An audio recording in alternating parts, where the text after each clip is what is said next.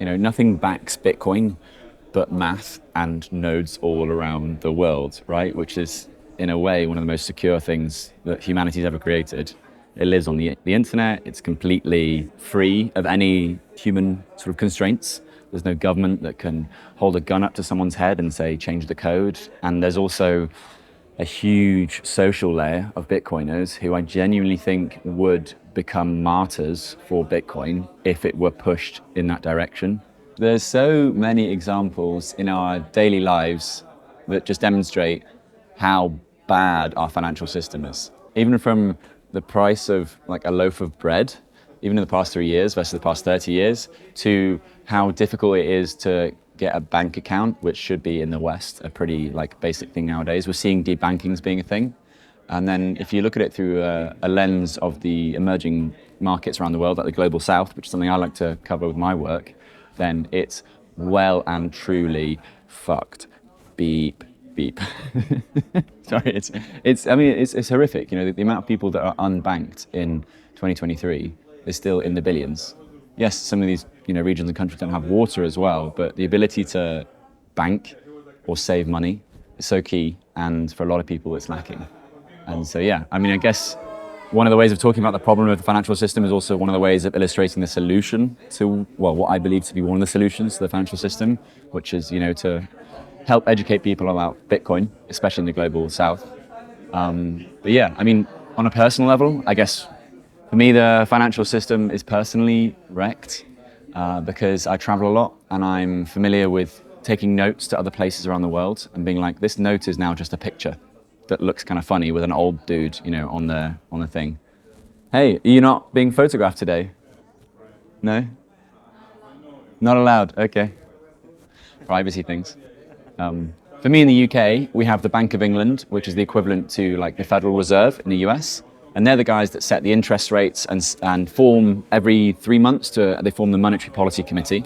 So they're the guys that basically come together and say, we're going to do this with the way in which we use our money, which will have this or this impact or consequence on the way in which the economy sort of pans out.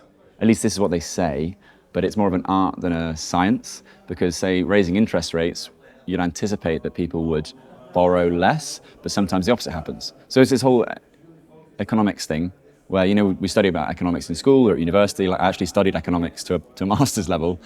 And a lot of it is, there's a lot of formulas and a lot of things that you can follow, but ultimately, it's the animal spirits at play and trying to register human behaviours, which is also really hard to schedule. So yeah, that's what the UK Bank of England does in collaboration with the government, but then the government can interfere sometimes, or intervene rather than interfere, I should say.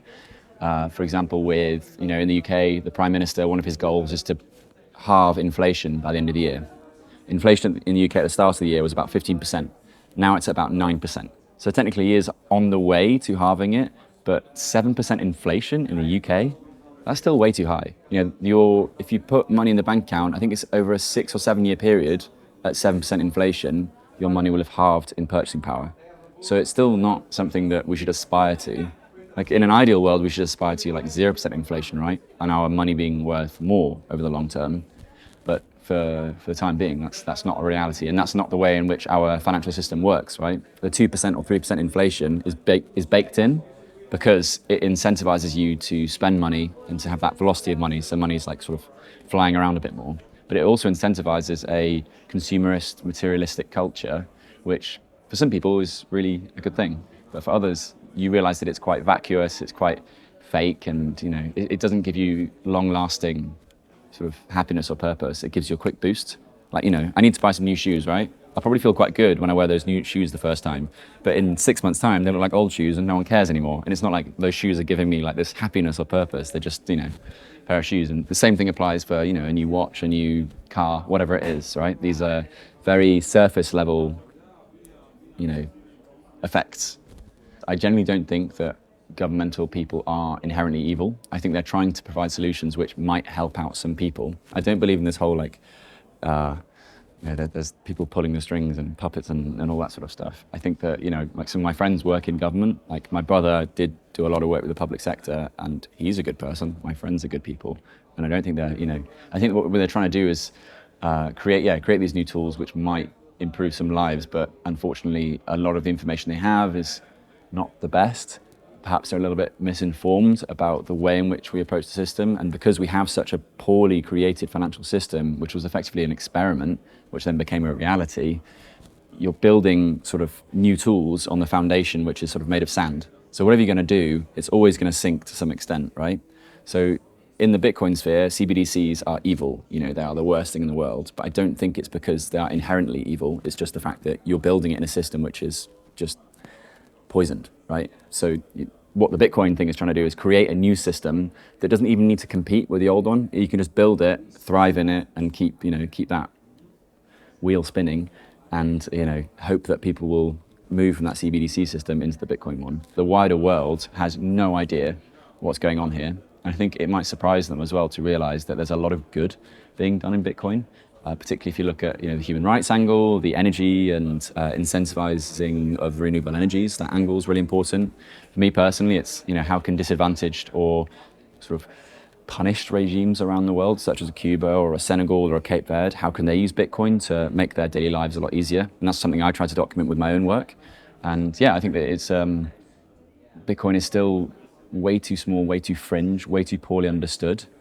But we are making teeny tiny progress, right? The fact that it was a Bloomberg documentary that I watched this morning and not a Cointelegraph documentary or one of your documentaries is testament to the fact that there are slowly, signs of mainstreamification of Bitcoin. While we are still very fringe, we still have like a very, very, very solid foundation of Bitcoin people, Bitcoin enthusiasts who are really completely in love with the space. I mean, you've probably seen it yourself, right? There's a lot of weirdos in Bitcoin, like me, that that are probably going to take this belief system that is underpinned by this network as far as we can. There's so much going on in the Bitcoin space, and it's not like you need to reinvent the wheel to come work or do stuff in Bitcoin.